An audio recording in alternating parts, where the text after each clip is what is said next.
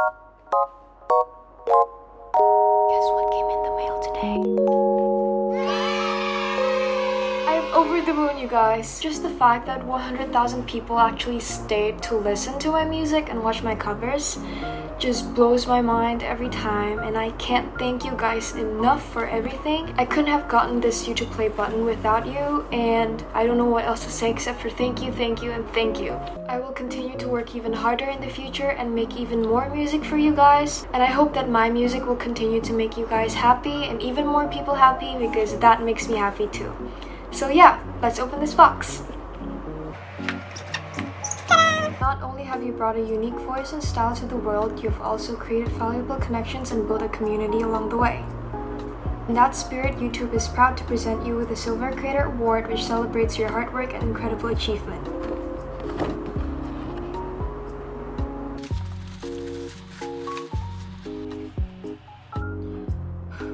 I don't know what to say. Thank you once again, guys. It's really pretty and I'm really happy. I've always wanted a YouTube play button and I finally got it. So yeah, here's to more music. So to celebrate 100,000 subscribers, I asked you guys to give me some questions that I could do for my Q&A video, and I'm gonna try my best to answer most of them today. Okay, so for the first question, it's how old are you? This is a question that I get a lot, and you guys keep on asking me how old I am, and some of you said 12, some of you said 14, some of you said 16, but actually I am 18 years old and I am a college student. Okay, so the next question is also a question I keep on getting. It's about where I'm from. In the comment section of my videos, I often see you guys debate on where I actually came from, and I'm actually from Indonesia.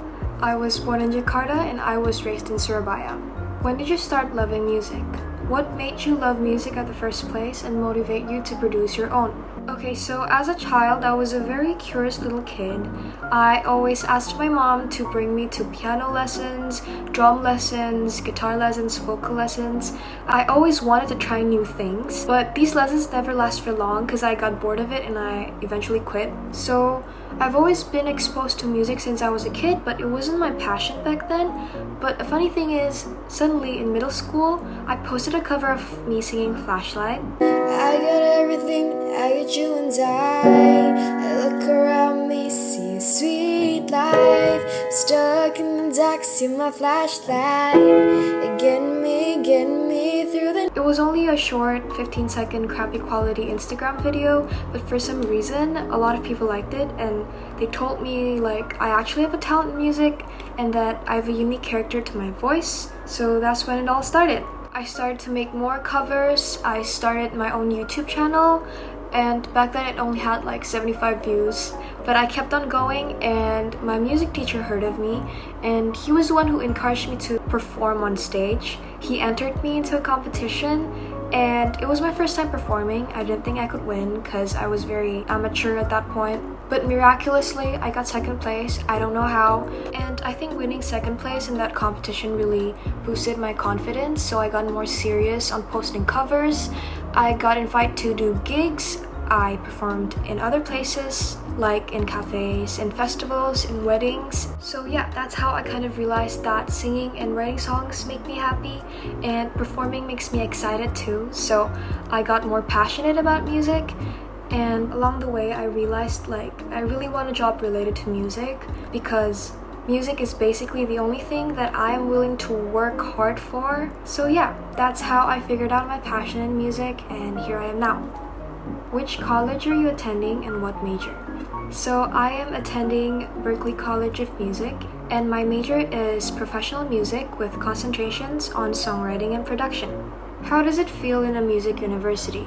Awal mula masuk Berklee, gimana perasaannya? Okay, so when I first entered Berklee, I was definitely really happy and excited to learn. But once classes start, I started to doubt myself a lot, because for me the material was really hard, because growing up I wasn't classically trained and I wasn't used to music theory.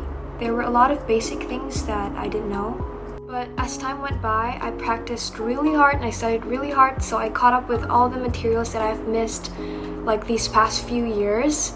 And yeah, now I don't really have any problems with classes, and I'm doing well. And I think that the most valuable thing that you can get out of a music school is that you can make connections with a lot of people, and you can even meet professionals in the field that you're interested in. For example, like my music production and engineering professor is the man who produced Creep by Radiohead, and his classes were awesome. And I got to experience workshops with artists like Jacob Collier, Charlie Puth, JP Sachs, Julia Michaels, and Lennon Stella, and also Eric Nam. What mic are you using? I am using the Samson C01 Studio condenser, and here's a photo of it. Tips on being productive.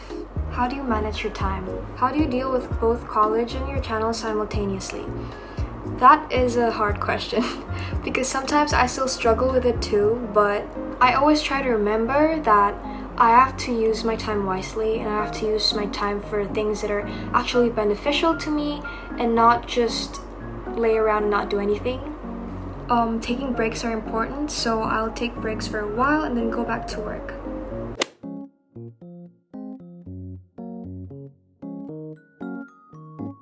Where do you live? Shout out to Jillian Rain. So right now, because of the pandemic, I can't really go anywhere, so I'm still taking online school, and I'm still living with my family here in Indonesia, but I will be going to Boston this year on August. Berapa bersaudara, anak keberapa? Do you have any siblings? Yes, I do. I have one sibling, and I am the oldest out of two. Her name is Rebecca, and she also has her own dance channel, so be sure to check that out after you see this video. I'm gonna put the link on the description box. What did you feel when your YouTube channel finally reached 100k subs? I felt like, when will you release a new song? I am definitely always working on new music, but the process is not that easy, guys, and please bear with me. It's gonna come out sooner or later, and I hope that everything goes well so that I can release one this year. What is your favorite food? My favorite food is pho, which is a Vietnamese dish, and it has to have extra coriander in it. Your favorite things about your country? The food in Indonesia is really good, guys. Some of my favorites are soto, pempek, sweet martabak, and I also really like the snacks, the jajanan pasar, which is like lupis and klepon. I really like those, and I can't leave out Indonesia's pride and joy, Indomie. You have many fans here in Philippines. Do you have any plans to visit here someday? Yes, I do, of course. I have so many places in the world that I want to travel to, and Philippines is definitely one of them. I want to meet my friends there, try all the good food there. So yeah, hopefully one day after the pandemic is over. What's your favorite color and why? I don't know, it changes a lot, but right now it's probably purple, as you can see from my case. What inspires your songs? Okay, so funny story, none of my songs are actually about me. I've never actually experienced the things that I say in my music, except for Class of 2020, that is purely about my experience, so that song means a lot to me. I get my inspiration from a lot of different places, like movies, books I've read, or my friends' experiences. I've had some people telling me like, hey, I like your song, I can really relate to it, it's so relatable. And yeah, even though it's not about me, I'm glad that they find it relatable, because that's what I want my music to do, for people to be able to relate to it. What's your biggest weakness? My biggest weakness is probably overthinking. I think too much, and sometimes that slows down everything that I'm supposed to do. Who in K-pop do you admire the most? Okay, so this is a really hard question for me because there are so many K-pop artists that I admire, but I really like Stray Kids, Pentagon, and Treasure. I really like them because they are self-producing groups. They produce their own songs. Treasure, they produce some of their songs, and Pentagon, Stray Kids, they produce most of their songs, if not all. I think all of their songs, yeah. And I think that is really cool, and I really like the color and the uniqueness of their music, and I really want to learn how to produce like them. And I also really love IU. I really look up to her, and she's one of my biggest musical influences. Recently, I really like Rosé's songs, and I like the fact that she wrote her own lyrics. Okay, so aside from the K-pop artists that I mentioned, I also have some of my favorite singers and biggest inspirations, such as Nicki. I've subscribed to her since her YouTube days. She's just very inspiring, and her songs are just so honest and emotional. I also really like Norah Jones' songs. I also really like Shawn Mendes. He was the one who inspired me to buy my electric guitar. Will you post your cover on Spotify? I really need it. Actually, yes, this is a spoiler for you guys. I will be releasing like a compilation of my covers from YouTube to Spotify, and it's gonna come out anytime soon, so stay tuned and please give it some support once it's out. When is your birthday? My birthday is on the 20th of May, and I was born on the year 2002. What is your creative process when you write a song? Actually, my creative process changes from time to time. For Call Me, I started with the chords first. I messed around with my guitar and found these chords, and I started to write the melody and then add in the lyrics. For Falling For You, it was the melody first, and for Class of 2020, it was the lyrics first. You don't really have to stick to one way. You just have to brainstorm and find a way that is good for you. Are your parents supportive of your singing career? Do you want to do this for life, or is this just a side hustle? Okay, so first of all, I thankfully have really open-minded and caring and supportive parents. They really want me to just be happy, and they know that music makes me happy, so they're really supportive of me from the start. Once I finish college, I probably will find experience first. I'm gonna work maybe in a music company, and after I gain experience, then maybe I can settle down. Maybe I'm gonna pursue my dreams of making a music school. I've always wanted to make a music school in my city because I think that there are not that many music schools here in Surabaya.